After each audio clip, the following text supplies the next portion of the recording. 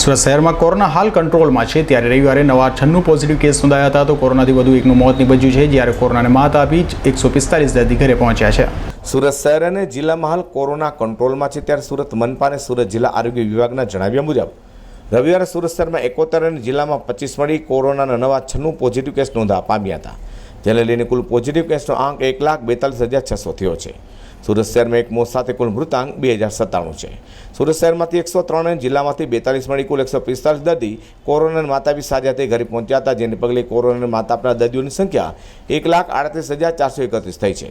હાલ શહેર અને જિલ્લામાં કુલ એક્ટિવ કેસની સંખ્યા 2071 છે, જેમાં સુરત સિટીમાં 1,10,761, કોરોના પોઝિટિવ કેસમાં 1623 મોત થવા પામ્યા છે.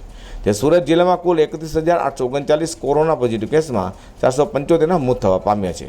સુરત શહેરમાંથી 1,07,762 અને સુરત જિલ્લામાં 30,679 દર્દી કોરોનાને માત આપી સાજા થઈ ઘરે પણ પહોંચ્યા છે.